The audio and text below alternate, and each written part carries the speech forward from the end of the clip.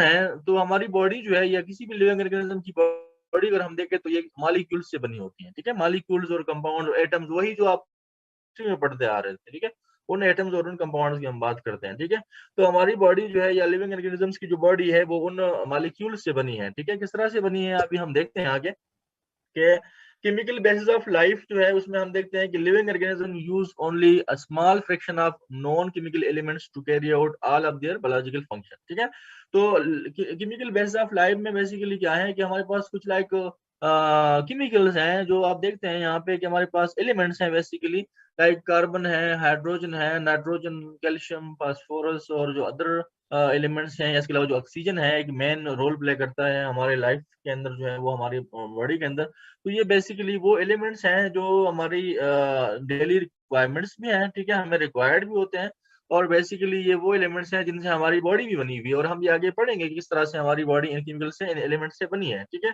तो ये बेसिकली यहाँ पे अगर आप इस फिगर को देखें तो इनिशियली हमारे पास जो स्मॉलेस्ट पार्टिकल है सबसे, तो वो क्या है जो एग्जिस्ट करता है, जिसके बारे में आप लोगों ने केमिस्ट्री में भी पढ़ा होगा, तो वो है एटम, ठीक है। यहाँ पे आप देख सकते हैं कि एटम जो है वो एक स्मॉलेस्ट पार्टिकल है, और ये एटम जब कंबाइन होते हैं, दो एटम्स कंबाइन होते हैं तो एक मॉलिक्यूल बनाते हैं, ठीक है। ये एक जनरल फार्मूला है केमिस्ट्री का कि जब दो एटम्स कंबाइन होते हैं तो वो मॉलिक्यूल बनाते हैं। फिर मॉलिक्यूल में हमारे पास मैक्रो मॉलिक्यूल्स और माइक्रो मॉलिक्यूल्स होते हैं, कंपाउंड्स बनते हैं, ठीक है। तो मॉलिक्यूल जिस तरह ने यहाँ पे एग्जांपल दिया कि वाटर एक मॉलिक्यूल है। वाटर मॉलिक्यूल इसलिए है कि वो दो एटम्स से बना हुआ है, उसमें ऑक्सीजन भी है, उसमें हाइड्रोजन भी है। H2O फार्मूला है इसका, ठीक है। वाटर का फार्मूला आपको पता होगा H2O। तो यहाँ पे आप देख सकते हैं कि दो हाइड्रोजन और एक ऑक्सीजन मिला के क्या बनाता है, वाटर बनाता है, ठीक है। फिर उसके बाद वाटर क्या है, ये एक मॉलिक्यूल है। इस तरह की और मॉलिक्यूल्स हैं हमारे पास हमारी बॉडी के अंदर, ठीक है। लाइक हमारे पास उन मॉलिक्यूल्स को मैक्रो मॉलिक्यूल्स कहा जाता है। लाइक जिस तरह हमने बात की कि हम डिस्कस करेंगे अभी दूसरा जो हमारा पार्ट लेक्चर का, तो उसमें हम डिस्कस करेंगे बायोमॉलिक्यूल्स के हवाले से। तो बायोमॉलिक्यूल्स लिपिड्स, कार्बोहाइड्रेट्स, प्रोटीन्स और जो न्यूक्लिक एसिड हैं, तो ये भी क्या है, मॉलिक्यूल्स हैं, ठीक है। तो उनको भी हम डिस्कस करेंगे, जो दूसरा पार्ट होगा इस लेक्चर का उसमें हम डिस्कस करेंगे। लेकिन बेसिकली क्या है कि हमने पढ़ा यहाँ पे कि एटम्स हैं, एटम्स कंबाइन होते हैं, मॉलिक्यूल्स बनाते हैं, मॉलिक्यूल्स फिर कंबाइन होते हैं तो वो ऑर्गेनेल्स बनाते हैं। यहाँ पे आप देखिए ऑर्गेनेल्स, ऑर्गेनेल्स बेसिकली जो है वो सेल के जो इंटरनल स्ट्रक्चर्स होते हैं उनको ऑर्गेनेल्स कहा जाता है, ठीक है। तो वो भी हम डिस्कस करेंगे, अभी डिटेल में डिस्कस करेंगे, वन बाय वन एक एक ऑर्गेनेल को हम डिस्कस करेंगे कि उसकी कंपोजिशन क्या है, उसका फंक्शन क्या है सेल के अंदर, तो वो भी हम डिस्कस करेंगे। फिर जब ये स्मॉल ऑर्गन्स जो ऑर्गेनीली जिसको कहा जाता है, जो सेल के स्ट्रक्चर्स हैं जो सेल के मुख्तलिफ एक्टिविटीज परफॉर्म करते हैं, वो जब कंबाइन होते हैं तो बस यहाँ पे आप देख सकते हैं कि एक सेल बन जाता है, ठीक है, सेल। तो यहाँ से ये आपने एटम से ये सेल तक आपने पढ़ा कि एटम्स कंबाइन होते हैं, मॉलिक्यूल्स बनाते हैं, मॉलिक्यूल्स डिफरेंट मॉलिक्यूल्स हैं। फिर उसके बाद जब मॉलिक्यूल्स कंबाइन होते हैं तो वो ऑर्गेनेल्स बनाते हैं, और ऑर्गेनेल्स जब कंबाइन होते हैं तो ये सेल बनाते हैं। तो ये बेसिकली क्या है, ये केमिकल बेसिस ऑफ लाइफ, ठीक है। यहाँ पे आपने देखा कि बेसिकली जो सेल है तो वो भी डिफरेंट एलिमेंट्स है, डिफरेंट केमिकल्स हैं, एलिमेंट्स हैं, उनसे बना है, ठीक है। तो उसके बाद अब हम यहाँ से जब आगे मूव करेंगे फिर सेलुलर बेसिस ऑफ लाइफ की तरफ हम जाएंगे। कि सेल्स जब कंबाइन होते हैं तो फिर वो टिश्यूज बनाते। हमारी बॉडी जो है वो बेसिकली 4 टाइप ऑफ टिश्यूज से बनी है। लाइक उसमें हमारे पास एपिथेलियल टिश्यूज है, एक जो है वो मस्कुलर हैं, एक जो है वो नर्वस टिश्यूज हैं, और एक कनेक्टिव टिश्यूज हैं। तो ये चार तरह की जो है हमारी बॉडी बनाती हैं, ठीक है। हमारी बॉडी इससे बनी हुई है। लाइक मसल्स तो आपको पता है कि मसल्स क्या है। नर्वस टिश्यूज के बारे में भी आपको पता होगा कि न्यूरॉन्स जो नर्वस टिश्यूज होते हैं जो कि हमारे नर्वस सिस्टम का हिस्सा है, वो भी हम पढ़ेंगे, ठीक है। नर्वस सिस्टम के बारे में हम पढ़ेंगे। तो ये बेसिक, इसके अलावा एपिथेलियल टिश्यूज जो है ये जो कवरिंग लाइनिंग एपिथेलियम है, जो बेसिकली आपकी स्किन के ऊपर या जो आपकी जो ओरल कैविटी या जो इंटरनल जो हालो ऑर्गन्स हैं उनकी जो लाइनिंग है तो बेसिकली एपिथेलियल टिश्यू से बनी होती है, ठीक है। इसके अलावा जो है वो कनेक्टिव टिश्यू है, तो ब्लड एक कनेक्टिव टिश्यू है, बोन्स हैं तो ये कनेक्टिव टिश्यूज हैं, ठीक है। तो ये बेसिकली हमारी बॉडी जो है वो 4 टाइप्स की टिश्यू से बनी है। कौन सी टिश्यूज है, एक एपिथेलियल टिश्यू, दूसरा जो है वो क्या है, वो कनेक्टिव टिश्यू, तीसरे नंबर पे जो है वो नर्वस टिश्यूज या न्यूरॉन्स होते हैं, और चौथे नंबर पे जो है वो मसल्स होते हैं यानी कि मस्कुलर टिश्यूज हैं, ठीक है। तो ये बेसिकली क्या है, 4 टाइप्स ऑफ टिश्यूज है बेसिकली जिससे हमारी बॉडी जो है वो बनी हुई है, ठीक है।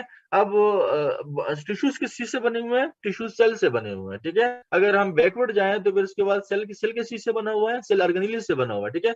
और ऑर्गेनेल्स किस चीज से बने हुए, तो मॉलिक्यूल से बने हुए हैं, मॉलिक्यूल्स किस चीज से बने, तो वो एटम से बने हुए। तो फिर दोबारा हम केमिकल पॉइंट पे चले जाते हैं, केमिकल बेसिस ऑफ लाइफ के ऊपर हम चले जाते हैं। तो ये बेसिकली हम यहाँ पे जो डिस्कस कर रहे हैं, हम देख रहे हैं कि जो लिविंग ऑर्गेनिजम्स हैं, चाहे वो प्लांट्स हैं, चाहे वो एनिमल्स हैं, चाहे वो जो भी लिविंग ऑर्गेनिजम्स हैं, वो हम पढ़ते हैं कि वो किस चीज से बने हैं। तो उसके लिए पहले हमने इनिशियली पढ़ा, यहाँ पे ये जो लेवल हमने पढ़ा, this is called chemical basis of life. फिर उसके बाद हमने यहाँ पे सेल की जब बात आ जाती है तो पहले cellular basis of life start हो जाता है, ठीक है, जिसमें हमने पढ़ा कि सेल्स जब कंबाइन होते हैं, सेल का कम्बिनेशन जब होता है तो आ जाता है। फिर उसके बाद टिश्यू जो है वो जब कंबाइन होते हैं, different type of tissues combine होते हैं, तो वो बनाते हैं। लाइक यहाँ पे उन्होंने एग्जांपल दिया हार्ट का, कि हार्ट एक ऑर्गन है, ठीक है। तो उसके बाद क्या होता है कि जब डिफरेंट टाइप ऑफ ऑर्गन्स जो है वो कंबाइन होते हैं, तो फिर वो एक ऑर्गन सिस्टम बनाते हैं। लाइक आपकी बॉडी में अगर आप देखें, ह्यूमन बॉडी में अगर हम देखें तो ह्यूमन बॉडी में सर्कुलेटरी सिस्टम है। यहाँ पे आप देख सकते हैं ये सर्कुलेटरी सिस्टम है। इसके बाद जो है वो रिस्पायरेटरी सिस्टम है, इसके अलावा डाइजेस्टिव सिस्टम है। तो अगर हम एक एक सिस्टम को उठा के देख, लाइक अगर हम डाइजेस्टिव सिस्टम की बात करें तो वहाँ पे भी मुख्तलिफ किस्म के ऑर्गन्स है, लाइक ओरल कैविटी है, उसके बाद इसोफेगस है, उसके बाद स्टमक है, इंटेस्टाइन है। तो ये बेसिकली क्या है, ये उसके ऑर्गन सिस्टम के, ठीक है। अब अगर हम देखें तो हमारी बॉडी के अंदर जो है वो एक्सक्रीटरी सिस्टम है, जिसमें किडनीज जो है वो है, ऑर्गन्स है डिफरेंट जो कि फिल्ट्रेशन का काम करते हैं। तो बेसिकली ये क्या है कि ये जो ऑर्गन्स हैं ये किस चीज से बने हुए हैं, ये टिश्यूज से बने हुए हैं। फिर उसके बाद ऑर्गन जब कंबाइन होते हैं तो ये ऑर्गन सिस्टम बनाते हैं। और फिर जब जो ऑर्गन सिस्टम्स कंबाइन होते हैं, लाइक डाइजेस्टिव सिस्टम है, रिप्रोडक्टिव सिस्टम है, और एक्सक्रीटरी सिस्टम है, और इसके अलावा सर्कुलेटरी सिस्टम है, रिस्पायरेटरी सिस्टम है, नर्वस सिस्टम है, तो ये सारे एंडोक्राइन सिस्टम है या एक्सोक्राइन सिस्टम है। तो ये सारे सिस्टम जब कंबाइन होते हैं तो ये एक पूरा का पूरा ऑर्गेनिज्म बनाते हैं। यहाँ पे फिगर में आपको नजर आ रहा है ब्लू कलर में, तो ये एक पूरा ऑर्गेनिज्म है। इस ऑर्गेनिज्म के अंदर अगर आप देख तो इसमें सर्कुलेटरी सिस्टम भी है, डाइजेस्टिव सिस्टम भी है, रिस्पायरेटरी सिस्टम भी है, ठीक है। तो ये काफी सारे जो है इसके अंदर क्या है, सिस्टम्स हैं जिससे एक पूरा ऑर्गेनिज्म बनता है, ठीक है। तो यहाँ तक इस फिगर के अंदर हमने देखा कि बेसिकली इनिशियली जो है वो बेसिस ऑफ लाइफ की जब हम बात करते हैं तो इनिशियली क्या है, ये केमिकल बेसिस ऑफ लाइफ है, जो कि डेवलप होती है तो फिर उसके बाद क्या आ जाती है, सेलुलर बेसिस ऑफ लाइफ आ जाती है, ठीक है। तो इनिशियली क्या है, ये केमिकल बेसिस ऑफ लाइफ। इस वजह से हमने यहाँ पे डिस्कस किया कि हमारी बॉडी के अंदर जो है वो कुछ एलिमेंट्स प्रेजेंट हैं, एलिमेंट्स से बनी है, जो अभी हमने डिस्कस किया कि कुछ एलिमेंट्स हैं, like oxygen, hydrogen, carbon, nitrogen, calcium, phosphorus, और दूसरे तीसरे जो एलिमेंट्स हैं वो प्रेजेंट है। और ये हम आगे भी पढ़ेंगे कि किस तरह से ये एलिमेंट्स जो है वो हमारी बॉडी का हिस्सा बनते हैं, किस तरह से ये जो मालिक्यूल्स हैं, जो मालिक्यूल्स है उनका हिस्सा बनते हैं, किस तरह से प्रोटीन्स और कार्बोहाइड्रेट्स और जो लिपिड्स हैं और जो न्यूक्लिक एसिड हैं, तो उसमें भी हम पढ़ेंगे। उसकी जो केमिकल कंपोजिशन देखेंगे ना, तो उसमें भी हमें यही चीजें मिलेंगी, कार्बन होगा, नाइट्रोजन, फास्फोरस और ये हाइड्रोजन और ये होंगी, ठीक है। तो इस वजह से उसको केमिकल बेसिस ऑफ लाइफ कहा जाता है, ठीक है। अब जब हम सिलर बेसिस ऑफ लाइफ की बात करते हैं तो सिलर बेसिस ऑफ लाइफ में हमारे पास, अगर हम थोड़ा सा सेल हिस्ट्री देखें, सेल की हिस्ट्री जो है वो कहाँ से शुरू हुई, कहाँ से, क्योंकि आपको पता है कि माइन्यूट लेवल पे जब हम माइन्यूट चीजों को स्टडी करते हैं तो हमें माइक्रोस्कोप की जरूरत होती है। हम बगैर माइक्रोस्कोप के वो हमें नजर चीजें नहीं आती। तो वैसे यहाँ पे जो सिलर बेसिस ऑफ लाइफ है उसकी अगर हम हिस्ट्री देखें, कुछ यहाँ पे एमसीक्यूज पॉइंट ऑफ व्यू से दो पॉइंट्स आपको यहाँ पे हाईलाइट किए गए हैं कि हो सकता है आपसे एमसीक्यूज में ये चीजें पूछी जाएं। So for the first time जब सेल डिस्कवर हुआ था तो वो हुआ था 1665 में। रॉबर्ट हुक ने जो है वो डिस्कवर किया था 1665 में। But that was not actually a living cell.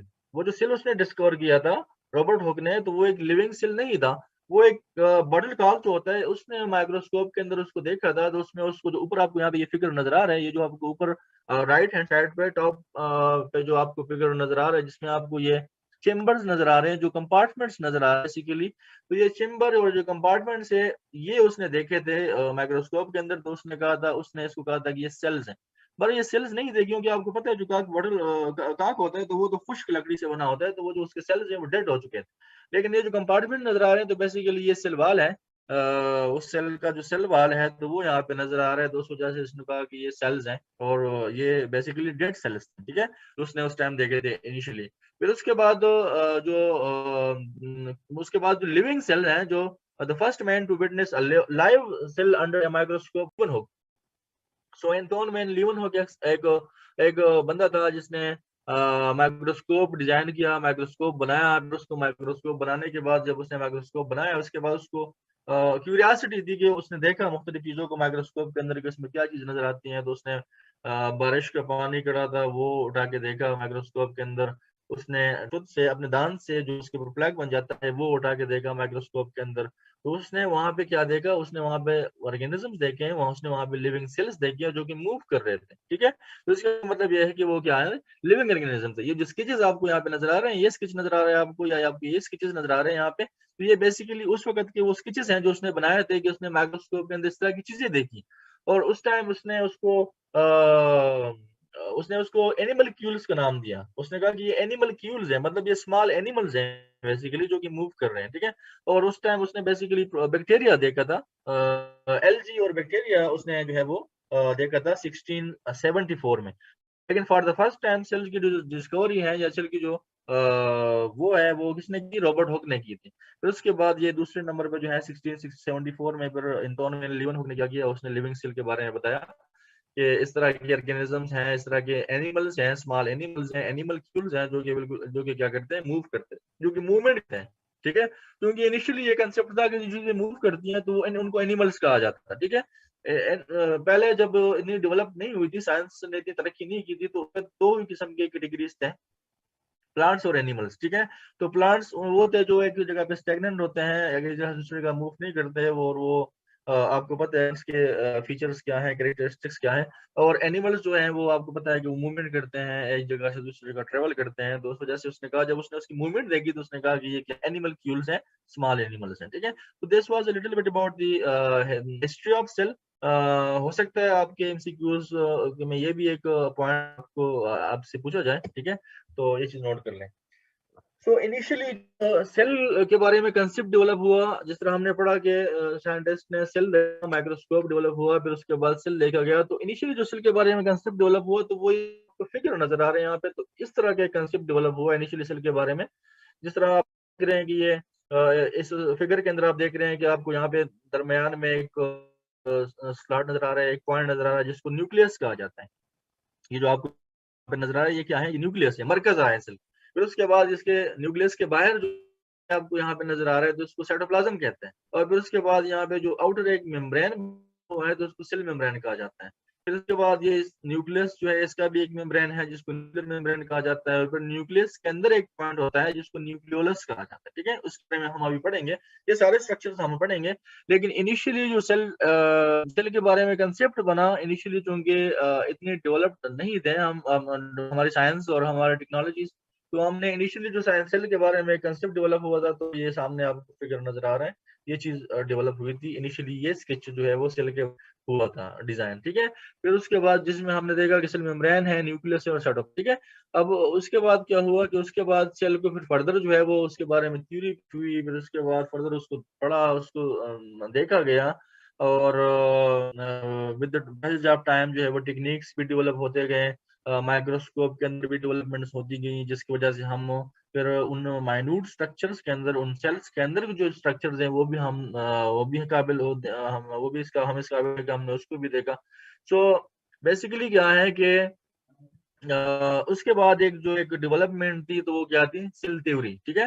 तो सेल थ्योरी क्या थी कि cell theory first developed in 1839 by Max Jacob Schleiden and Tudor Schwann. ये दो साइंटिस्ट थे, इन्होंने एक सेल थ्योरी पेश की। इन्होंने सेल के बारे में एक थ्योरी पेश की कि सेल जो है वो बेसिकली जो थ्योरी थी उसके तीन मेन पॉइंट्स थे, ठीक है। आपको यहाँ पे स्लाइड में नजर आ रहे हैं कि जो थ्योरी थी सेल के बारे में उस टाइम जो 1839 में पेश हुई, तो उसमें तीन पॉइंट्स थे। सबसे पहले पॉइंट ये था कि all organisms are composed of one or more sales. सबसे पहला पॉइंट सेल थ्योरी में ये था कि जितने भी ऑर्गेनिजम्स हैं, जितने भी लिविंग ऑर्गेनिजम्स हैं, जितने भी आपको लिविंग ऑर्गेनिज्म नजर आ रहे हैं और जो आपको नजर नहीं आ रहे हैं, ठीक है, तो वो एक या एक से ज्यादा सेल से बने हुए हैं, ठीक है। ये एक बेसिक पॉइंट था इस थ्योरी का। और दूसरा पॉइंट ये था कि cells are the fundamental unit of structure and function of all living organisms, ठीक है। तो दूसरा पॉइंट ये था कि जितने भी लिविंग ऑर्गेनिजम्स हैं, उनका जो फंडामेंटल यूनिट है, उनका जो स्ट्रक्चरल और फंक्शनल यूनिट है, तो वो बेसिकली क्या है, सेल है। जितने भी लिविंग ऑर्गेनिज्म है, चाहे वो प्लांट्स हैं, चाहे वो एनिमल्स हैं, लेकिन उनका जो फंडामेंटल स्ट्रक्चरल और फंक्शनल यूनिट है, तो वो क्या है, वो सेल है। ये दूसरा पॉइंट था। और तीसरा पॉइंट ये था कि all cells come from pre existing cells, ठीक है। और तीसरा पॉइंट ये था कि जितने भी ये सेल राइज होते हैं तो ये प्री एग्जिस्टिंग सेल से राइज होते हैं, ठीक है, खुद से नहीं बनते ये ऑलरेडी एग्जिस्टिंग सेल्स हैं जो डिवाइड होते हैं और उनसे फर्दर जो है वो सेल्स बनते हैं, ठीक है।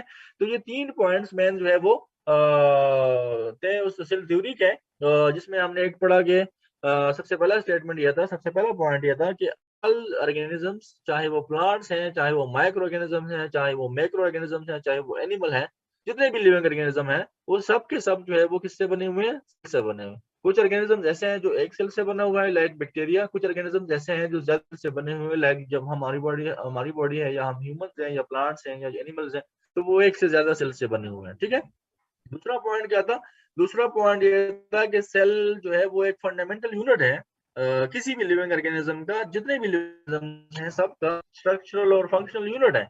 और तीसरा पॉइंट ये था कि जितने cells हैं, ये प्री एग्जिस्टिंग सेल से राइज होते हैं, खुद से सेल्स नहीं बनते, ठीक है। सेल होगा वो डिवाइड हो जाएगा, 2 में कन्वर्ट हो जाएगा, फिर वो 2 डिवाइड हो जाएंगे, 4 में कन्वर्ट हो जाएंगे, लेकिन खुद से कोई सेल नहीं बनेगा, ठीक है। तो प्री एग्जिस्टिंग सेल से ये राइज होते हैं जितने सेल्स। तो ये 3 पॉइंट्स आप लोग नोट कर लें, ये आपसे पूछा जा सकता है एग्जाम में भी, ठीक है। अच्छा, सेल स्ट्रक्चर एंड फंक्शन की जब हम बात करते हैं तो बेसिकली आज का लेक्चर हमारा सेल स्ट्रक्चर एंड फंक्शन के ऊपर है कि हम सेल के स्ट्रक्चर और फंक्शन को डिस्कस करें। तो हम सेल के स्ट्रक्चर के साथ साथ जब हम उसके कंपोनेंट्स डिस्कस करेंगे तो हम साथ साथ उसकी जो फंक्शंस है वो भी हम डिस्कस करेंगे। सो बेसिकली आपको पता है कि जितने भी लिविंग ऑर्गेनिजम्स हैं, हमने यहाँ पे पिछले स्लाइड में एक बात की, जो बेसिकली जो ये काइंडली अपने कैम्स ऑफ कर दे आप लोग, तो सारे आतिफ भी और आप लोग कैम ऑन है।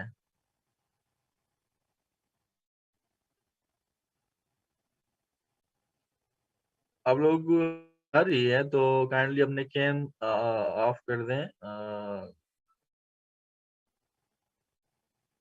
Thank you. तो हम डिस्कस कर रहे थे सेल का स्ट्रक्चर और function. So basically living organisms की हम बात कर रहे हैं, हम सेल की बात कर रहे हैं। सेल जो है वो लिविंग ऑर्गेनिजम्स का स्ट्रक्चरल और फंक्शनल यूनिट है, उसकी हम बात कर रहे हैं।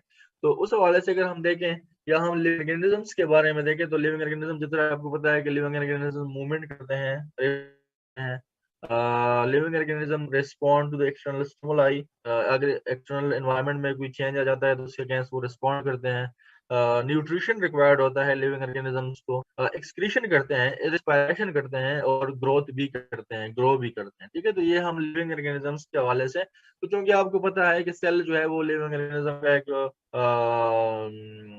एक पार्ट है, एक फंडामेंटल यूनिट है, स्ट्रक्चरल और फंक्शनल। तो ये जो जितने भी हमने ये प्रोसेस पढ़े हैं ये उस पे भी इम्प्लीमेंट होते हैं, सेल पे भी इम्प्लीमेंट होते हैं, ठीक है।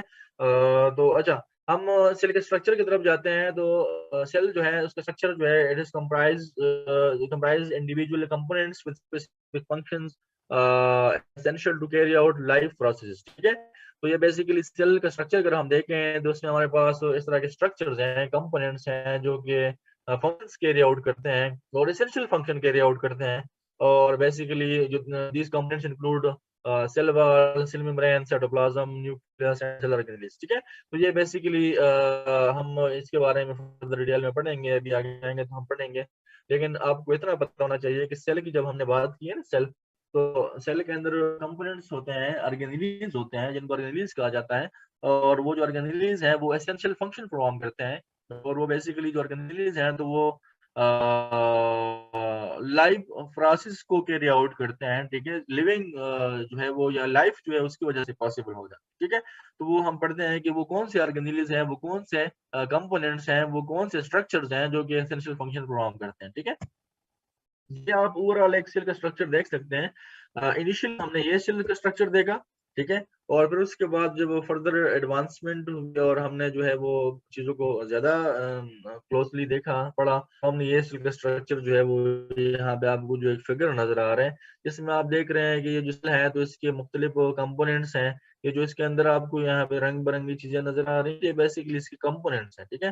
लाइक माइटोकॉन्ड्रिया है, प्लाज्मिक रेटिकुलम है, प्लाज्मिक रेटिकुलम है, साइटोप्लाज्म है, इसके अलावा न्यूक्लियस है, यहाँ पे क्रोमेटिन यहाँ पे। तो ये एक कॉम्प्लेक्स स्ट्रक्चर आपको यहाँ पे नजर आ रहा है, ये हम बेसिकली बात कर रहे हैं सेल के हवाले से, ठीक है। तो ये सेल जो है बेसिकली इसके जो कंपोनेंट्स है वो हम वन बाय वन डिस्कस करेंगे। ये जो आपको यहाँ पे स्ट्रक्चर नजर आ रहा है तो आप लोग इसको जरा देखें डिटेल में, तो आपको पता चले कि ये जो हम ऑर्गेनेलिज अभी वन बाय वन डिस्कस करें तो वो कहाँ कहाँ पे एग्जिस्ट करते हैं, ठीक है।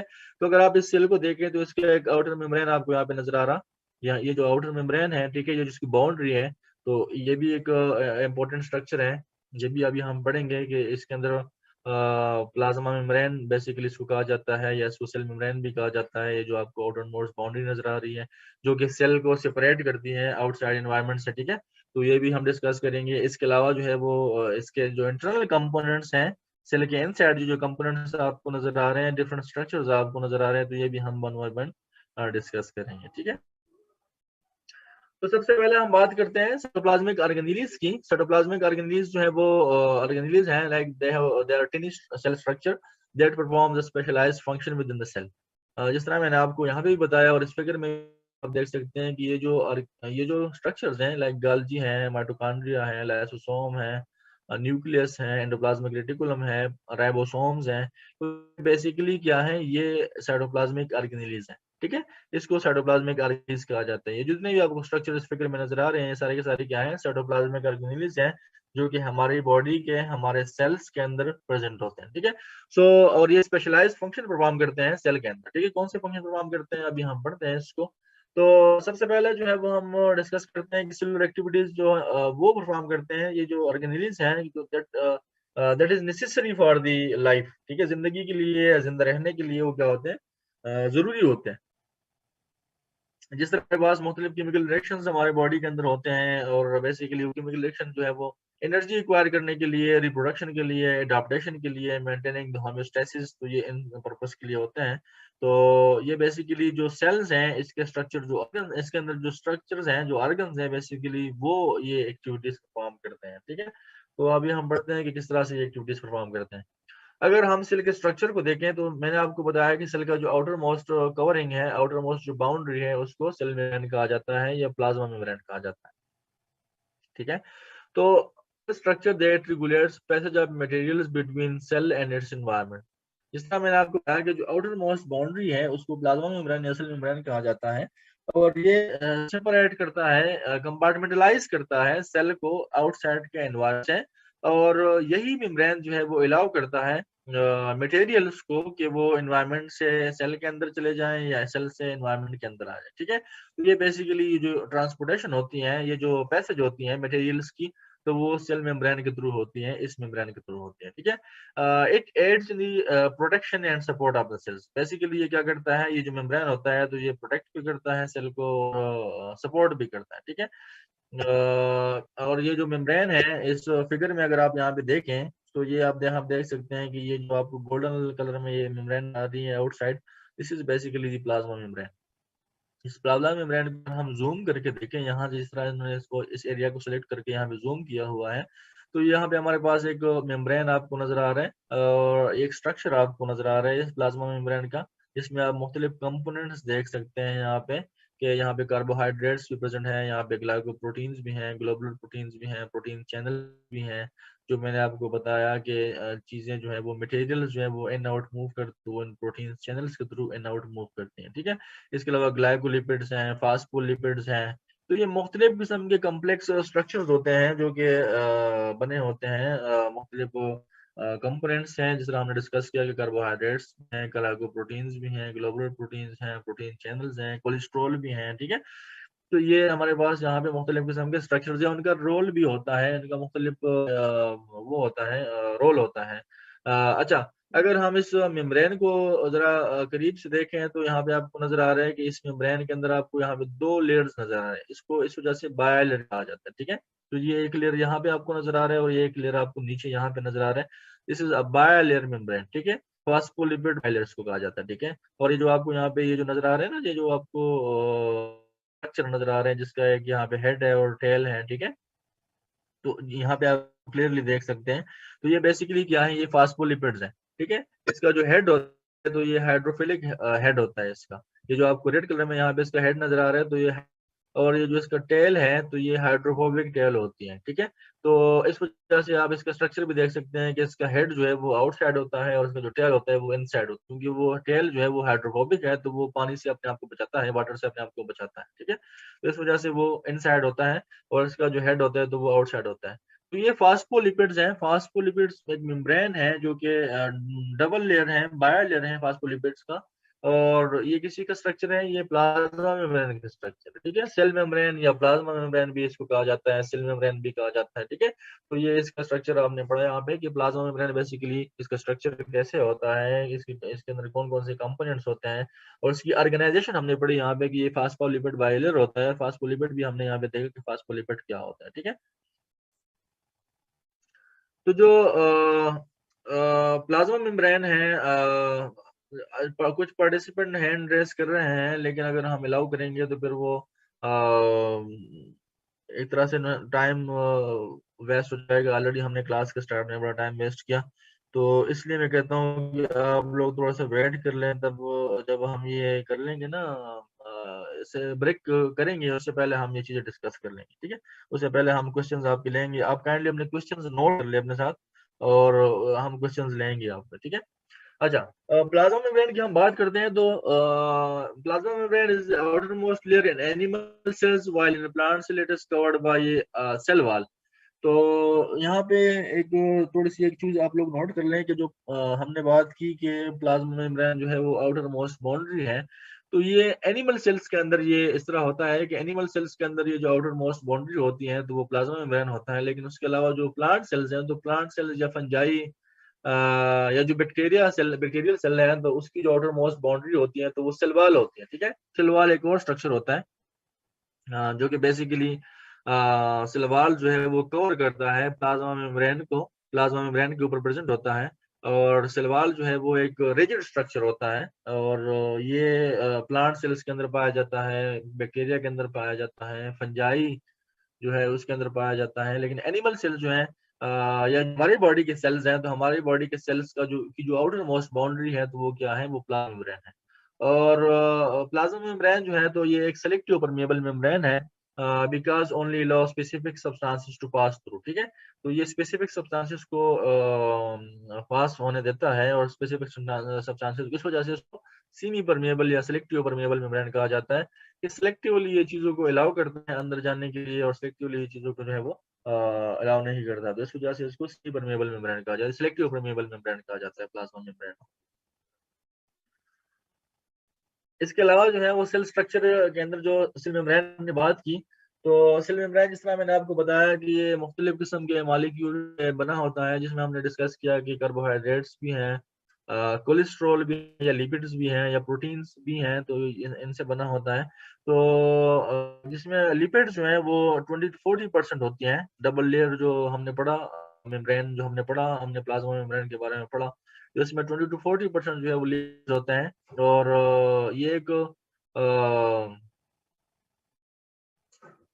प्रोटीन्स जो है, तो प्रोटीन्स इसके अंदर जो है वो 60 to 80% होते हैं, ठीक है। और stick to the surface of the lipid bilayer, others free to move around within a layer. Some free moving act as a channel through which molecules can pass, other act like pumps, actively pushing molecules from one side of the membrane to the other. तो ये basically जो है वो क्या है कि basically जो है वो अगर आप देखें तो प्रोटीन में जब हमने पढ़ा तो हमने कहा कि प्रोटीन चैनल्स बने होते हैं। इसके अलावा जो है वो हमने पढ़ा कि ये जो प्रोटीन्स हैं, समटाइम ये स्टिक मतलब अटैच्ड होते हैं, समटाइम ये फ्रीली मूव करते हैं इस मेम्ब्रेन के अंदर, ठीक है। और कुछ प्रोटीन्स ऐसे हैं जो कि एक्ट करते हैं लाइक पंप्स, वो जो है वो कुछ मुख्तलिफ मटेरियल्स को, मुख्तलिफ मालिक्यूल्स को पुश आउट करते हैं एक तरफ से दूसरी तरफ, या तो बैक्टीरियल सेल या जो सेल है तो उससे आउटसाइड जो है वो पुश करते हैं, या सेल के अंदर पुश करते हैं ठीक है।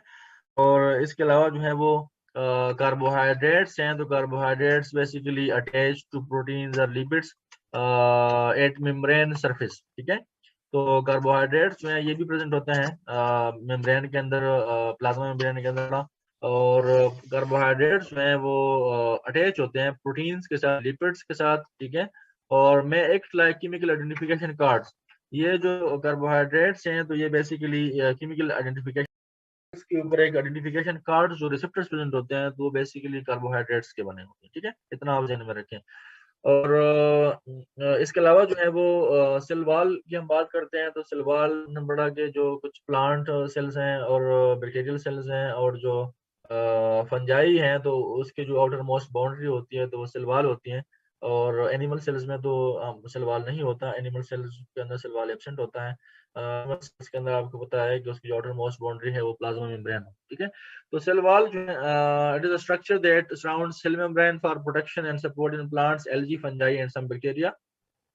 It is very porous structure और इसमें वाटर, ऑक्सीजन, कार्बन डाइऑक्साइड जो है वो इजीली पास आउट हो सकती हैं, ठीक है। और बाकी सब्सटेंसेस भी इजीली इनके अंदर जो है वो पास थ्रू हो सकती हैं क्योंकि बहुत ज्यादा पोरस होता है स्ट्रक्चर और ये बेसिकली कार्बोहाइड्रेट से बना होता है। ये जो सेल वॉल होता है, ठीक है। और सेल वॉल जो है इसका मेन फंक्शन ये होता है कि ये रिजिड होता है, सख्त होता है, तो ये प्रोटेक्शन और सपोर्ट के लिए होता है सेल्स के अंदर, ठीक है, प्रेजेंट होता है। और ये जो डिस्टिंक्शन है वो सिर्फ यहाँ के सेल वॉल सिर्फ प्लांट्स, फंजाई और बैक्टीरियल सेल के प्रेजेंट होता है और एनिमल सेल्स जो है वहाँ पे सेल वॉल नहीं प्रेजेंट होता, ठीक है। अब अगर हम इन बाउंड्रीज से अंदर जाएं और सेल के स्ट्रक्चर के अंदर हम देखें तो इन बाउंड्रीज के बाद यानी कि प्लाज्मा मेम्ब्रेन के बाद अगर इंटरनल स्ट्रक्चर हम देखें सेल का तो वहां पे एक जेली लाइक सब्सटेंस प्रेजेंट होता है जिसको साइटोप्लाज्म कहा जाता है। तो ये जो आपको यहाँ पे येलो कलर में नजर आ रहा है इस फिगर में, दिस इज बेसिकली साइटोप्लाज्म, ठीक है। ये जो आपको यहाँ पे एक नजर आ रहा है येलो कलर में तो ये क्या है, ये साइटोप्लाज्म है। तो साइटोप्लाज्म जो है basically it is a jelly like substance area between nucleus and cell membrane of the cell surrounds. ये जो आपको यहाँ पे न्यूक्लियस और इस प्लाज्मा मेम्ब्रेन के दरमियान जो एक स्पेस नजर आ रहा है उसमें आपको येलो कलर में जो आपको यहाँ पे एक सब्सटेंस नजर आ रहा है, जेली लाइक सब्सटेंस है, तो ये बेसिकली क्या है, ये साइटोप्लाज्म है, ठीक है। और इन साइटोप्लाज्म के अंदर बेसिकली जो है वो ऑर्गेनेलिस प्रेजेंट होते हैं, सॉल्युबल और इनसॉल्युबल वेस्ट प्रेजेंट होते हैं, क्योंकि हमने पढ़ा था कि सेल्स के अंदर भी मुख्तलिफ मेटाबॉलिक एक्टिविटीज होती हैं तो उस वजह से जो मेटाबॉलिक या जो वेस्ट वहाँ पे जनरेट होता है तो वो भी साइटोप्लाज्म के अंदर प्रेजेंट होता है। और साइटोप्लाज्म जो है बेसिकली तो it is composed of 90% of water, ठीक है। 90% जो है वो साइटोप्लाज्म के अंदर क्या होता है, वाटर होता है। फिर उसके बाद ये एक मीडियम प्रोवाइड करता है साइटोप्लाज्म जिसमें से ये जो ऑर्गेनेल्स हैं ये प्रेजेंट होते हैं। और ऑर्गेनेल्स जो है वो हम अभी पढ़ेंगे कि ऑर्गेनेल्स का क्या रोल है, क्या फंक्शन है, ठीक है। लेकिन जो सेल के अंदर एक मीडियम प्रोवाइड करता है जिसमें से ये ऑर्गेनेल्स जो है वो प्रेजेंट होते हैं तो उसको साइटोप्लाज्म कहा जाता है, ठीक है। हम जब सेल स्ट्रक्चर की बात करते हैं तो सेल का जो एक मेजर एक पार्ट है, सेल का जो एक मेन पार्ट है वो है न्यूक्लियस, ठीक है। और आगे हम पढ़ेंगे न्यूक्लियस के बेस पे हम कुछ सेल्स की डिफरेंशिएशन भी करते हैं। हम दो टर्मिनोलॉजीज यूज करते हैं, प्रोकैरियोटिक और यूकैरियोटिक सेल्स। तो वो बेसिकली प्रोकैरियोटिक और यूकैरियोटिक सेल्स जो होते हैं वो हम न्यूक्लियस के बेस पे उसको कहा जाता है, कहते हैं कि जिन सेल्स के अंदर न्यूक्लियस प्रेजेंट होता है तो वो यूकैरियोटिक सेल्स होते हैं और जिन सेल्स के अंदर जो न्यूक्लियस नहीं होता तो उनको प्रोकैरियोटिक सेल्स कहा जाता है, ठीक है। लाइक बैक्टीरियल सेल जो है, बैक्टीरिया जो है तो ये एक प्रोकैरियोटिक। और जो नॉर्मल हमारी बॉडी के जो सेल्स हैं या जो प्लांट्स के सेल्स हैं तो वो क्या है, वो यूकैरियोटिक सेल्स हैं, उसके बारे में हम आगे पढ़ेंगे। फिलहाल आप फोकस करें कि सेल का जो एक स्ट्रक्चर होता है जिसको न्यूक्लियस कहा जाता है तो वो न्यूक्लियस जो है वो बेसिकली करता है कि ये एक सेल का कंट्रोल सेंटर होता है जो कि सेल के मुख्तलिफ यूनिट्स को कंट्रोल करता है, ठीक है।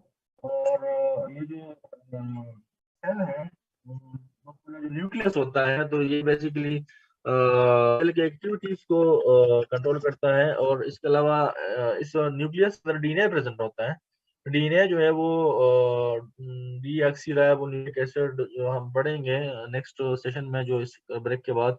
तो डीएनए जो है वो एक जेनेटिक कोड होता है जो कि न्यूक्लियस के अंदर प्रेजेंट होता है। इस वजह से ये जो है इसके अंदर जो इन्फॉर्मेशन स्टोर होती है उस इन्फॉर्मेशन के बेस पे ये सेल्स को करते हैं, सेल की एक्टिविटीज को कंट्रोल करते हैं।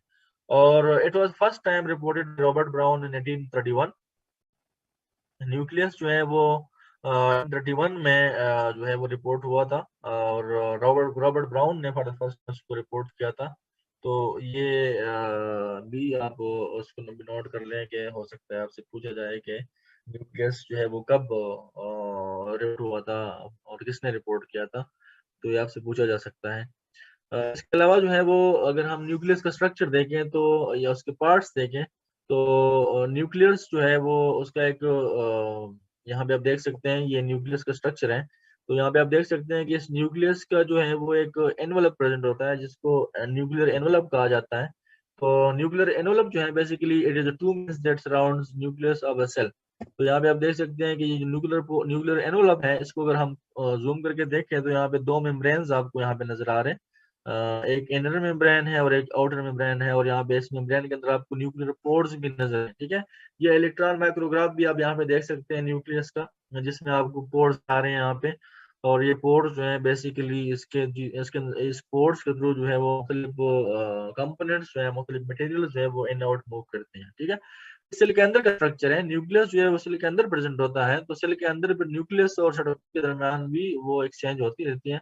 तो उस प्रोसेस के लिए ये इसके अंदर ये पोर्स बने हुए न्यूक्लियर पोर्स कहा जाता है। ठीक है, तो ये न्यूक्लियर एनवलप की हमने बात की कि न्यूक्लियस के जो एक मेम्ब्रेन प्रेजेंट होता है उसको न्यूक्लियर एनवलप कहा जाता है। ठीक है, उसके बाद जो है वो एक दूसरा पार्ट है न्यूक्लियस का जिसको न्यूक्लियोलस कहा जाता है। ठीक है, तो यहाँ पे आप देख सकते हैं ये जो आपको यहाँ पे नजर आ रहा है ये जो पॉइंट है डार्क पॉइंट यहाँ पे नजर आ रहा है दिस इज न्यूक्लियोलस, ये न्यूक्लियोलस है। ठीक है, और न्यूक्लियोलस जो है it is cell structure that contains RNA and proteins where ribosomes are made. ठीक है, राइबोसोम्स जो है बेसिकली प्रोटीन सिंथेसिस मशीनरी है जो प्रोटीन्स बनाते हैं, तो वहाँ वो न्यूक्लियोलस के अंदर जो है वो बनते हैं। हम आगे पढ़ेंगे कि राइबोसोम्स क्या है। पिगमेंट्स हैं वो भी आप देख सकते हैं यहाँ पे ग्रीन कलर के पिगमेंट्स हैं। ठीक है, और ये जो स्ट्रक्चर है क्लोरोप्लास्ट तो ये सिर्फ और सिर्फ प्लांट्स के अंदर पाया जाता है। ठीक है, ये क्लोरोप्लास्ट जो है वो एनिमल सेल्स के अंदर नहीं पाया जाता, क्योंकि आपको पता है कि फोटोसिंथेसिस जो है वो सिर्फ प्लांट्स के अंदर होती है और एनिमल्स के अंदर फोटोसिंथेसिस नहीं होती। ठीक है, इसके बाद जो एक ऑर्गेनेली वो है राइबोसोम, जो कि अभी थोड़ी देर पहले हमने डिस्कस किया। राइबोसोम जो है वो प्रोटीन फैक्ट्रीज कहा जाता है इनको, क्योंकि ये प्रोटीन्स बनाते हैं। राइबोसोम जो है प्रोटीन्स सिंथेसाइज करते हैं प्रोटीन्स, और इस वजह से इसको प्रोटीन फैक्ट्रीज कहा जाता है। राइबोसोम जो है वो बेसिकली आरएनए और प्रोटीन से बना होता है, जिस तरह हमने पढ़ा के न्यूक्लियोलस के अंदर जो है वो आरएनए और प्रोटीन्स प्रेजेंट होते हैं जिससे राइबोसोम्स बनते हैं। और ribosomes is an organelle in which proteins are made. It is the smallest of the organelles, सब organelles से smallest है। assembled in the nucleus, जिस तरह हमने पढ़ा कि ये न्यूक्लियोलस के अंदर assemble होता है। composed of RNA and protein, some attached to membranes while other free in cytoplasm। कुछ राइबोसोम जो है वो मेम्ब्रेन्स के साथ अटैच होते हैं, किस तरह अटैच होते हैं वो आगे आगे हम पढ़ेंगे। और कुछ जो है वो फ्रीली जो साइटोप्लाज्म के अंदर जो है वो मूव करते हैं। ठीक है, इसके अलावा फ्री इन साइटोप्लाज्म जो होते हैं तो वो प्रोटीन्स बनाते हैं जो कि सेल्स के अंदर यूज होते हैं। ठीक है, तो फ्री इन साइटोप्लाज्म जो फ्रीली राइबोसोम जो साइटोप्लाज्म में present होते हैं तो वो प्रोटीन्स बनाते हैं जो कि सेल के अंदर इस्तेमाल होते हैं। ठीक है, और जो एंडोप्लाज्मिक रेटिकुलम के साथ अटैच्ड होते हैं राइबोसोम्स तो वो प्रोटीन्स बनाते हैं और प्रोटीन्स में सेल से एक्सपोर्ट आउट होते हैं, सेल से बाहर जो है वो एक्सपोर्ट आउट दिए जाते हैं। ठीक है, तो ये बेसिकली राइबोसोम्स के बारे में आपको पता होना चाहिए कि राइबोसोम क्या है। प्रोटीन सिंथेसिस मशीनरी है सेल के अंदर और प्रोटीन्स बनाते हैं ये। और बेसिकली जो राइबोसोम्स हैं तो ये दो तरह के राइबोसोम्स होते हैं, एक तो फ्रीली जो प्रेजेंट होते हैं साइटोप्लाज्म के अंदर, और दूसरे जो है वो एंडोप्लाज्मिक रेटिकुलम के साथ क्या होते हैं अटैच्ड होते हैं, या मेम्ब्रेन्स के साथ क्या होते हैं अटैच्ड होते हैं। ठीक है, साइटोप्लाज्मिक ऑर्गेनेल्स में जिस तरह मैंने आपको बताया एंडोप्लाज्मिक रेटिकुलम के बारे में और गोल्गी apparatus के बारे में, तो एंडोप्लाज्मिक रेटिकुलम और गोल्गी apparatus में ये भी दो स्ट्रक्चर्स हैं, दो कंपोनेंट्स हैं, ऑर्गेन्स हैं जो कि सेल के अंदर पाए जाते हैं। और इनको बेसिकली मैन्युफैक्चरर्स और शेपर्स कहा जाता है। ठीक है, ये जो ऑर्गेनेल्स हैं, ये जो एंडोप्लाज्मिक रेटिकुलम गोल्गी apparatus है, तो इनको मैन्युफैक्चरर और शिपर्स कहा जाता है। ठीक है, तो किस तरह से ये मैन्युफैक्चरर्स और शिपर्स हैं आगे हम बढ़ते हैं कि एंडोप्लाज्मिक रेटिकुलम को अगर हम देखें तो endoplasmic reticulum is a complex network that transport materials throughout the inside of the cell extended from the nuclear membrane to the cell membrane. ठीक है, तो न्यूक्लियर मेम्ब्रेन जो न्यूक्लियस का एक मेम्ब्रेन होता है उससे ये एंडोप्लाज्मिक रेटिकुलम जो है वो एक्सटेंडेड होता है टुवर्ड्स द प्लाज्मा मेम्ब्रेन। ठीक है, और ये बेसिकली एक ट्रांसपोर्ट सिस्टम है सेल के अंदर जो ट्रांसपोर्ट होती है तो एंडोप्लाज्मिक रेटिकुलम के थ्रू होती है। और इस एंडोप्लाज्मिक रेटिकुलम के दो टाइप्स हैं, two types of endoplasmic reticulum, one is smooth and the second is the rough endoplasmic reticulum. ठीक है, तो ये दो हमारे पास में है वो इसके टाइप्स हैं एंडोप्लाज्मिक रेटिकुलम के। स्मूथ एंडोप्लाज्मिक रेटिकुलम उस एंडोप्लाज्मिक रेटिकुलम को कहा जाता है जो कि जिसके ऊपर राइबोसोम्स अटैच नहीं होते तो उसको स्मूथ एंडोप्लाज्मिक रेटिकुलम कहा जाता है। और जिनके ऊपर ये प्रेजेंट होते हैं तो उनको रफ एंडोप्लाज्मिक रेटिकुलम कहा जाता है। ठीक है, तो ये इसके अंदर एक है कि स्मूथ एंडोप्लाज्मिक रेटिकुलम जो है वो है जिसके ऊपर राइबोसोम्स प्रेजेंट नहीं होते, और जिनके ऊपर राइबोसोम प्रेजेंट होते हैं तो उनको एंडोप्लाज्मिक रेटिकुलम कहा जाता है। इनके जो फंक्शंस है वो भी चेंज है। लाइक जो स्मूथ एंडोप्लाज्मिक रेटिकुलम है तो वो स्टोरेज का काम करता है ज्यादातर, और ट्रांसपोर्टेशन का काम करता है। और इसके अलावा जो रफ एंडोप्लाज्मिक है तो वहाँ पे प्रोटीन की साइंथिस होती है, क्योंकि वहाँ पे राइबोसोम अटैच होते हैं, तो राइबोसोम आपको जो प्रोटीन साइंथिस करते हैं। तो स्मूथ एंडोप्लाज्मिक रेटिकुलम जो है it is storage of special enzymes and chemicals contains enzymes for phospholipid synthesis, transportation and detoxification. ठीक है, तो ये जो स्मूथ एंडोप्लाज्मिक रेटिकुलम है इसके अंदर मुख्तलिफ किस्म के एंजाइम्स स्टोर होते हैं, लाइक फास्फोलिपिड्स। फास्फोलिपिड्स वो जो हमने अभी आगे वो स्ट्रक्चर जो कि बेसिकली मेम्ब्रेन्स बनाते हैं, प्लाज्मा मेम्ब्रेन बनाते हैं, तो वो जो फास्फोलिपिड सिंथेसिस के लिए जो एंजाइम्स होते हैं तो वो भी स्मूथ एंडोप्लाज्मिक रेटिकुलम के अंदर स्टोर होते हैं। इस तरह और भी फंक्शंस के लिए, डिटॉक्सिफिकेशन के लिए, यानी कि टॉक्सिक सब्सटेंसेस अगर सेल के अंदर एंटर हो जाते हैं उनको न्यूट्रलाइज करने के लिए वो जो एंजाइम्स होते हैं तो वो भी स्मूथ एंडोप्लाज्मिक रेटिकुलम के अंदर स्टोर्ड होते हैं। ठीक है, इसके अलावा रफ एंडोप्लाज्मिक रेटिकुलम जो है उसके ऊपर राइबोसोम्स अटैच्ड होते हैं, और वो बेसिकली क्या करते हैं, वो प्रोटीन सिंथेसिस करते हैं। इसके अलावा जो एक सेल ऑर्गेनेली है तो वो है Golgi apparatus। Organelle that modifies, collects, packages and distribute molecules made at one location of the cell and used at another। तो जिस तरह कि आपको पता है कि सेल के अंदर भी एक एनवायरनमेंट होता है, डिफरेंट एक्टिविटीज होते हैं सेल के अंदर, तो वो जो मुख्तलिफ वहाँ पे मटेरियल्स वहाँ पे बनते हैं, लाइक वहाँ पे हमारे पास मुख्तलिफ किस्म के प्रोटीन्स बनते हैं, लिपिड्स बनते हैं, उसकी जो मॉडिफिकेशन होती है उसके अंदर जो उसकी पैकेजिंग होती है, उसकी डिस्ट्रीब्यूशन होती है सेल के अंदर। ठीक है, एक जगह से दूसरी जगह जो लेके जाते हैं तो वो बेसिकली कौन करता है, वो गोल्गी apparatus करता है। गोल्गी apparatus एक ऑर्गेनेली है जो कि बेसिकली क्या करता है, रिसीव करता है खुद भी कुछ मॉलिक्यूल्स वगैरह जो है वो सिंथेसाइज करता है, लेकिन मोस्टली ये क्या करता है कि जो मॉलिक्यूल्स बन जाते हैं, प्रोटीन्स बन जाते हैं और लिपिड्स बन जाते हैं, उनके अंदर जो मॉडिफिकेशंस होती हैं उस मॉडिफिकेशंस उसके अंदर जो चेंजेस होती हैं, उसकी जो मैच्योरेशन होती है तो वो कहाँ पे होती है, गोल्गी apparatus के अंदर होती है। फिर उसके बाद ये उसको मॉडिफाई करके तो उसको पैक कर देता है, पैकेजेस कर लेता है, उसको वेसिकल्स में पैक कर लेता है, फिर उसके बाद उसको रिलीज करता है, और वो जाके दूसरी साइड पे जहाँ पे जरूरत होती है वहां पे वो यूज होते हैं। ठीक है, newly made lipids and proteins from endoplasmic reticulum repackaged and shipped plasma membrane. ये इसका एक फंक्शन है कि जो प्रोटीन्स और लिपिड्स बनते हैं एंडोप्लाज्मिक रेटिकुलम के अंदर, तो वो उसकी रीपैकेजिंग होती है और वो शिप हो जाते हैं प्लाज्मा मेम्ब्रेन की तरफ। ठीक है, और इसके अलावा proteins modification and glycolipid formation. Proteins के अंदर जो मॉडिफिकेशन होती है, प्रोटीन्स जो बन जाते हैं तो उसके अंदर फिर बाद में मॉडिफिकेशंस होती हैं, और या ग्लाइकोलिपिड्स की जो फॉर्मेशन है तो वो भी गोल्गी apparatus के अंदर होती है। ठीक है, यहाँ पे आप स्ट्रक्चर देख सकते हैं, एंडोप्लाज्मिक रेटिकुलम आपको नजर आ रहा है कि ये एक न्यूक्लियर मेम्ब्रेन है, न्यूक्लियस का एक जो मेम्ब्रेन हमने डिस्कस किया, उसके साथ ये जो एंडोप्लाज्मिक रेटिकुलम है ये इस तरह से अटैच्ड है, एक नेटवर्क है इसका, और ये एक्सटेंडेड है टुवर्ड्स दी प्लाज्मा मेम्ब्रेन। ठीक है, ये यहाँ पे आपको कंसिडर करें कि यहाँ पे क्या है, प्लाज्मा मेम्ब्रेन है। ठीक है, तो ये आप देख सकते हैं कि ये किस तरह से इसके ऊपर यहाँ पे ये जो आपको डार्ट्स नजर आ रहे हैं यहाँ पे बेसिकली क्या है, ये राइबोसोम्स हैं। तो राइबोसोम्स उसके ऊपर अटैच्ड हैं, और बेसिकली राइबोसोम्स अगर अटैच्ड हैं तो इसका मतलब यह है कि ये क्या है, रफ एंडोप्लाज्मिक रेटिकुलम। यहाँ पे देख सकते हैं ये कौन सा एंडोप्लाज्मिक रेटिकुलम है, रफ एंडोप्लाज्मिक रेटिकुलम। इसके अलावा ये स्मूथ एंडोप्लाज्मिक रेटिकुलम है, तो स्मूथ एंडोप्लाज्मिक रेटिकुलम के ऊपर आप देख सकते हैं कि कोई राइबोसोम्स अटैच्ड नहीं है। ठीक है, तो ये एंडोप्लाज्मिक रेटिकुलम की हम बात कर रहे हैं। और एंडोप्लाज्मिक रेटिकुलम दो टाइप्स हैं हमने पढ़ा, ये एक रफ एंडोप्लाज्मिक रेटिकुलम है, ये जो आपको यहाँ पे नजर आ रहा है जिसके ऊपर ये राइबोसोम्स अटैच्ड है, और एक जो है वो यहाँ पे आपको नजर आ रहा है जिसके ऊपर राइबोसोम्स नहीं है, तो ये क्या है, स्मूथ एंडोप्लाज्मिक रेटिकुलम है। यहाँ पे भी आप देख सकते हैं रफ एंडोप्लाज्मिक रेटिकुलम, उसके ऊपर राइबोसोम अटैच्ड हैं जो आपको डॉट्स नजर आ रहे हैं, और जो स्मूथ एंडोप्लाज्मिक रेटिकुलम है उसके ऊपर कोई राइबोसोम अटैच्ड नहीं है। ठीक है। गाल्जी apparatus जो है, जिस तरह हमने डिस्कस किया कि ये क्या करता है, ये मॉडिफिकेशन करता है, रीपैकेजिंग करता है और रिलीज करता है। तो यहाँ पे आप देख सकते हैं कि ये ट्रांसपोर्ट वेजिकल्स जो है वो यहाँ पे आ जाते हैं, ये इसको रिसीव करता है। इसके अंदर जो मुख्तलिफ किस्म के प्रोटीन्स होते हैं उनको ये मॉडिफाई करता है, मॉडिफाई करने के बाद दोबारा इसकी रीपैकेजिंग करता है सिक्योरिटी वेजिकल्स के फॉर्म में, और इनको रिलीज करता है। तो ये साइटोप्लाज्मिक ऑर्गेनेल्स गाल्गी apparatus के काम है कि वो क्या करता है, वो मेंटेन करता है और रीपैकेजिंग करता है। ठीक है।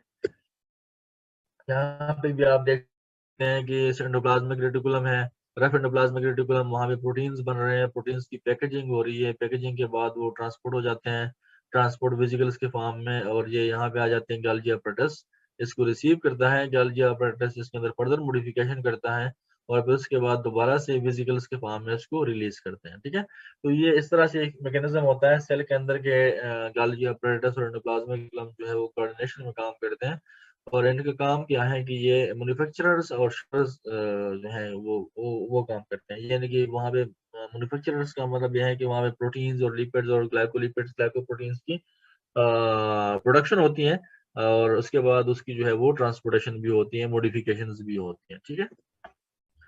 इसके अलावा जो एक साइटोप्लाज्मिक ऑर्गेनेली हैं तो वो लाइसोसोम्स हैं। लाइसोसोम्स को क्लीनअप क्रियूज कहा जाता है, और लाइसोसोम्स जो है बेसिकली तो उनको क्रियूज कहा जाता है, ये क्लीन करते हैं, इस वजह से इसको क्लीनअप क्रियूज कहा जाता है।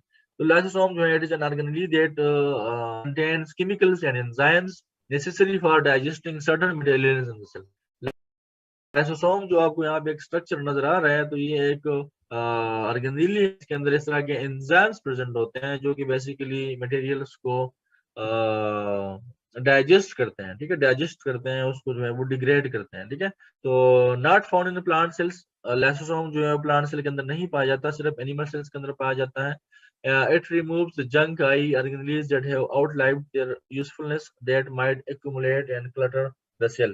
Can fuse with the vacuoles to digest food or worm cells parts.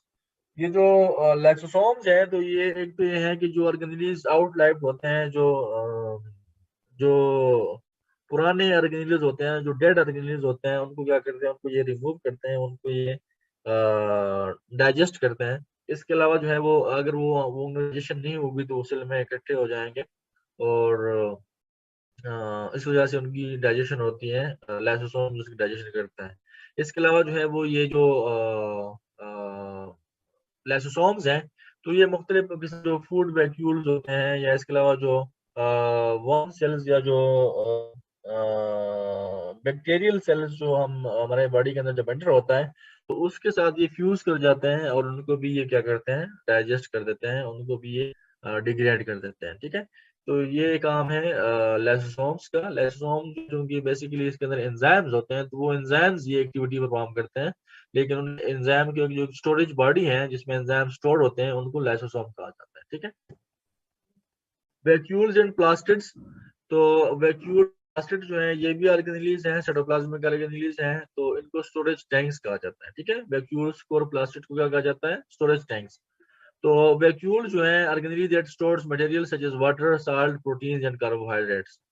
Vacuole जो है मोस्टली ये फूड को स्टोर करता है, फूड मटेरियल को स्टोर करता है, लाइक वाटर है, साल्ट्स, प्रोटीन्स, कार्बोहाइड्रेट्स वगैरह जो है उनको स्टोर करते हैं। This stores food, fluid, waste products. Plants have a large central vacuole for water storage. Unicellular animals can use contractile vacuoles for the movement.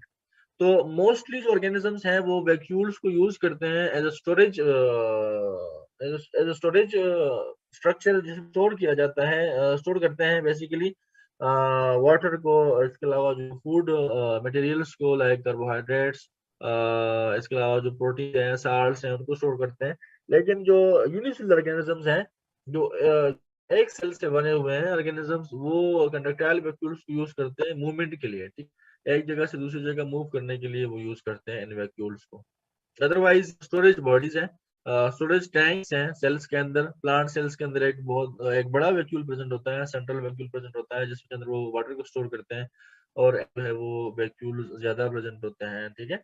और प्लास्टिड जो है प्लांट सेल्स के अंदर पाया जाता है। प्लांट सेल्स ऑर्गेनेली है एक involve in storage of the food and pigments. Plastid जो है ये भी एक स्टोरेज बॉडी है, एक स्टोरेज स्ट्रक्चर है, जो कि बेसिकली फूड को और मुख्तलिफ किस्म के पिगमेंट्स को ये क्या करता है, स्टोर करता है। It can take many forms like chloroplast हैं, ल्यूकोप्लास्ट हैं जो कि स्टार्च ग्रेन्यूल्स को स्टोर करते हैं, क्रोमोप्लास्ट जो कि पिगमेंट्स को, पिगमेंट मॉलिक्यूल्स को स्टोर करते हैं। तो ये बेसिकली प्लास्टिड जो है इट प्लांट स्पेसिफिक, ठीक है, ये स्पेसिफिकली प्लांट सेल्स के अंदर पाया जाता है, एनिमल्स के अंदर ये नहीं पाया जाता, एनिमल सेल्स के अंदर ये पाया नहीं जाता। साइटोप्लाज्मिक ऑर्गेनेली में एक हमारे पास जो सेल्स साइटोस्केलेटन की हम बात करते हैं, एक फ्रेमवर्क होता है बेसिकली। आप देखते हैं कि सेल का एक डिफाइंड स्ट्रक्चर होता है, ठीक है, और सेल का जो डिफाइंड स्ट्रक्चर है तो ये बेसिकली जो है वो किसकी वजह से है, इस साइटोस्केलेटन की वजह से, ठीक है।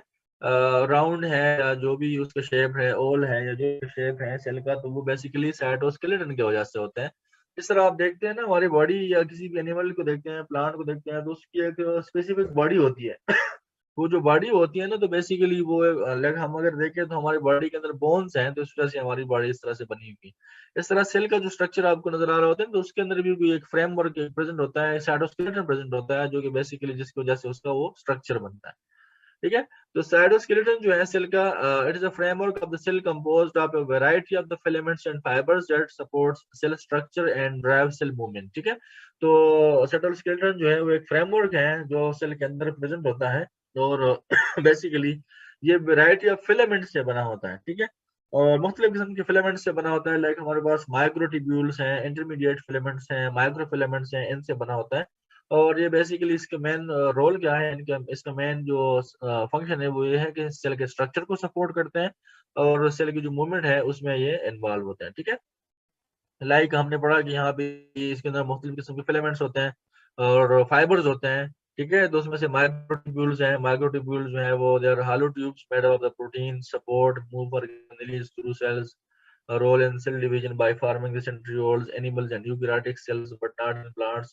इंटरमीडिएट फिलामेंट्स हैं जो कि स्ट्रक्चर को सपोर्ट करते हैं, माइक्रो फिलामेंट्स हैं जो कि सॉलिड फिलामेंट्स होते हैं, प्रोटीन्स के बने होते हैं, और ये मूवमेंट और सपोर्ट के लिए रिस्पॉन्सिबल है, ठीक है। यहाँ पे आप साइटोस्केलेटन सेल का देख सकते हैं, ये प्लाज्मा मेम्ब्रेन है ऊपर और ये नीचे भी प्लाज्मा मेम्ब्रेन है, और इनसाइड आपको यहाँ पे जो आपको स्ट्रक्चर नजर, ये जो नेटवर्क आपको नजर आ रहे हैं या जो आपको ये ग्रीन के जो नजर आ रहे हैं फिलामेंट्स, तो ये बेसिकली क्या है, ये सेल का साइटोस्केलेटन है, ठीक है।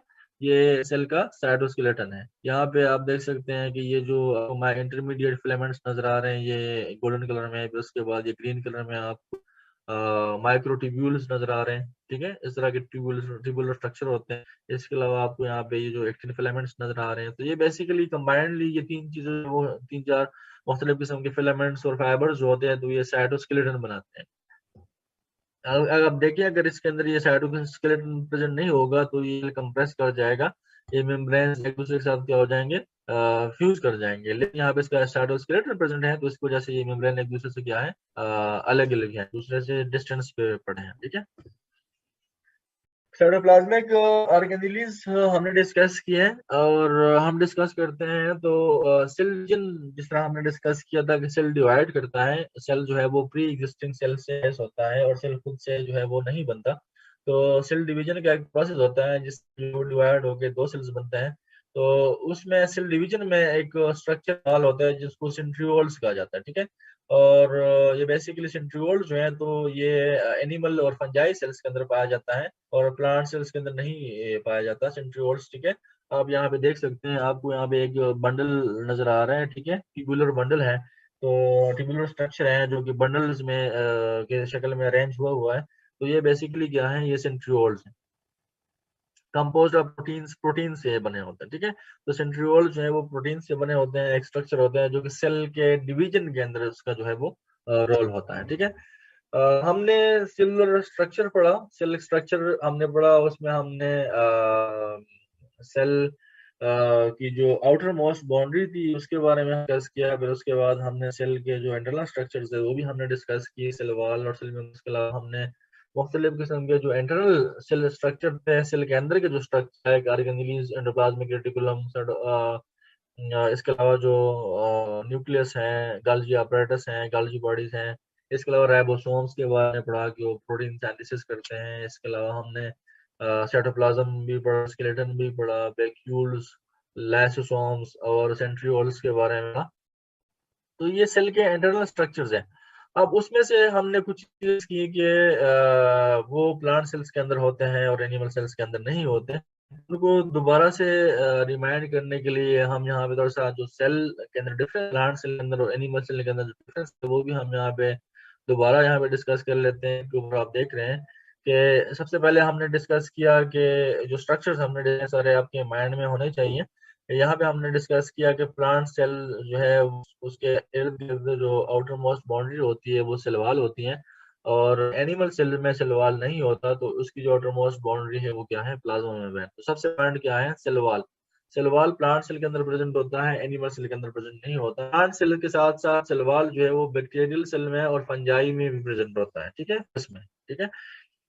इसके अलावा दूसरा पॉइंट यह है यहाँ पे कि इट हैज प्लास्टिड, सेल्स के अंदर प्लास्टिड पाया जाता है, जो कि हमने अभी प्रीवियसली भी डिस्कस किया, लेकिन एनिमल सेल के अंदर कोई प्लास्टिड नहीं पाया जाता। It has large vacuole present in the centre of the cell. जिस तरह हमने डिस्कस किया कि प्लांट सेल के अंदर जो है एक लार्ज जो सेंट्रल वैक्यूल प्रेजेंट होता है, लेकिन जो एनिमल सेल्स हैं it has small vacuoles, multiple vacuoles which are distributed throughout the cell, ठीक है। तो वैक्यूल्स जो है वो क्या है, वैक्यूल स्टोरेज बॉडीज हैं, स्टोरेज टैंक्स हैं बेसिकली, जिसमें फूड मटेरियल को स्टोर करते हैं सेल्स। तो वो देख रहे हैं हम कि प्लांट्स के अंदर एक सेंट्रल वैक्यूल होता है जिसमें मोस्टली वो वाटर को स्टोर करता है, में वो कार्बोहाइड्रेट, साल्ट्स, वाटर और मुख्तलिफ किस्म के मेटाबॉलिक वेस्ट को स्टोर करते हैं। हमने पढ़ा कि प्लांट सेल के अंदर सेंट्रियोल प्रेजेंट नहीं होता। सेंट्रियोल एक स्ट्रक्चर है, अभी हम डिस्कस किया कि ये जो सेल डिवीजन में इन्वॉल्व होता है सेंट्रियोल, और एनिमल्स के अंदर जो है वो सेंट्रियोल प्रेजेंट होता है, ठीक है। तो nucleus is not present in the centre of the cells. Plant cell के केस में न्यूक्लियस जो है मोस्टली टर्मिनली प्रेजेंट होता है, मतलब सेंटर में प्रेजेंट नहीं होता। और न्यूक्लियस जो एनिमल सेल्स की अगर हम बात करते हैं तो उसमें ये न्यूक्लियस जो है वो सेंटर में प्रेजेंट होता है, ठीक है। तो ये डिफरेंसेस कुछ हमने डिस्कस भी किए हैं प्रीवियसली जब हम डिस्कस कर रहे थे ऑर्गेनेल्स को, लेकिन यहाँ पे हम उसको दोबारा से हम रिपीट कर रहे हैं कि प्लांट सेल्स और एनिमल सेल्स के अंदर क्या डिफरेंसेस हैं, ठीक है। दूसरे नंबर पे एक जो हमारे पास एक डिफरेंशिएशन है सेल्स के अंदर, हम सेल की जब बात करते हैं तो बेसिकली हम दो तरह के सेल्स डिस्कस करते हैं। प्रोकैरियोटिक सेल है और दूसरा यूकैरियोटिक सेल। तो प्रोकैरियोटिक सेल आपको नजर आ रहे हैं यहाँ पे लेफ्ट साइड पे, और आपको राइट साइड पे जो सेल नजर आ रहा है तो वो यूकैरियोटिक सेल है। और डिफरेंस भी आपको यहाँ पे नजर आ रहे हैं। अगर आप देखें तो प्रोकैरियोटिक सेल में कोई न्यूक्लियस नहीं है, उसका जो क्रोमोसोम है वो यहाँ पे ओपन प्रेजेंट है, ठीक है। यहाँ पे उसके अंदर उसके इर्द गिर्द कोई मेम्ब्रेन प्रेजेंट नहीं है, ठीक है। और अगर आप दूसरी तरफ देखें यूकैरियोटिक सेल में, तो उसमें एक न्यूक्लियस प्रेजेंट है। आप देख रहे हैं यहाँ पे कि न्यूक्लियस है, न्यूक्लियस के अंदर क्रोमोसोम प्रेजेंट है। ये एक मेजर डिफरेंस है प्रोकैरियोट का और यूकैरियोट का, कि प्रोकैरियोटिक सेल उसको इस वजह से कहा जाता है कि उसके अंदर न्यूक्लियस नहीं होता, और इसको यूकैरियोट इस वजह से कहा जाता है कि इसके अंदर जो है वो न्यूक्लियस प्रेजेंट होता है, ठीक है। तो ये एक मेजर डिफरेंस है प्रोकैरियोट्स का और यूकैरियोट्स का। इसके अलावा जो है वो आप देख सकते हैं यहाँ पे कि एक स्ट्रक्चर है, फ्लैजिलर स्ट्रक्चर है, और आपको स्मॉल यहाँ पे और स्ट्रक्चर नजर आ रहा है, फिलाई जिसको कहा जाता है, ठीक है। तो ये आपको मुख्तलिफ किस्म के स्ट्रक्चर नजर आ रहे हैं जो कि बेसिकली लोकोमोशन के लिए, मूवमेंट के लिए है, ठीक है। क्योंकि आपको यहाँ पे स्मॉल जो है वो स्ट्रक्चर तो नजर आ रहे होंगे, लेकिन फ्लैजिला टाइप स्ट्रक्चर जो है वो आपको नजर नहीं आ रहा। इसके अलावा जो एक मेन डिफरेंस है यूकैरियोट्स में और प्रोकैरियोट्स में, तो वो ये है कि ये जो आपको स्ट्रक्चर यहाँ पे नजर आ रहा है, माइटोकॉन्ड्रिया, साइटोस्केलेटन, या जो सेंट्रियोल्स, और जो हमने नीचे डिस्कस की गल्जी गल्जी बॉडीज हैं, यहाँ पे वैक्यूल्स हैं, यहाँ पे जो है वो आप देख सकते हैं कि ये जो है वो एंडोप्लाज्मिक रेटिकुलम है, रफ और स्मूथ एंडोप्लाज्मिक रेटिकुलम है, न्यूक्लियस है, और दूसरे तीसरे जो है वो ऑर्गेनेलीज है। तो ये ऑर्गेनेलीज आपको यहाँ पे इस प्रोकैरियोटिक सेल के अंदर नजर नहीं आ रहा है, ठीक है। तो इस वजह से ये जो प्रोकैरियोटिक सेल है ये सिंपल सेल होता है, सिंपलर सेल होता है, और ये जो है वो इसके अंदर कोई ऑर्गेनेलीज नहीं होते हैं, इसके अंदर कोई न्यूक्लियस नहीं होता। और जो यूकैरियोटिक सेल है तो वो एक कॉम्प्लेक्स सेल होता है जिसमें ऑर्गेनेलीज भी हैं और न्यूक्लियस भी हैं और सब चीजें प्रेजेंट हैं, ठीक है। So this was all about the cell. Cell का एक स्ट्रक्चर आपको यहाँ पे, प्लांट्स एनिमल सेल का एक स्ट्रक्चर आपको यहाँ पे शो किया गया है, इस फिगर के अंदर आप देख सकते हैं। हमने ये सारी चीजें डिस्कस की हैं। हमने सेल का जो प्लाज्मा मेम्ब्रेन है वो भी हमने डिस्कस किया कि किस चीज का बना हुआ है, ठीक है। उसके बाद हमने सेल के जो इंटरनल स्ट्रक्चर्स हैं, लाइक हमने endoplasmic reticulum, गाल्जी bodies, mitochondria, vacuoles, centrioles और राइबोसोम्स वगैरह सब हमने ये चीजें डिस्कस की हैं। तो आपको अभी आइडिया हो चुका होगा कि इस क्लास के एंड में कि भाई सेल जो है वो किस तरह से और किन चीजों से बना होता है, और इनके जो ऑर्गेनेल्स हैं उनका क्या फंक्शन है, उनका क्या रोल है, ठीक है। So this was all about the cell, the basis of life, ठीक है। हमने लाइफ के बारे में पढ़ा, हमने सेल के स्ट्रक्चर के बारे में पढ़ा, उसके फंक्शन के बारे में हमने पढ़ा। तो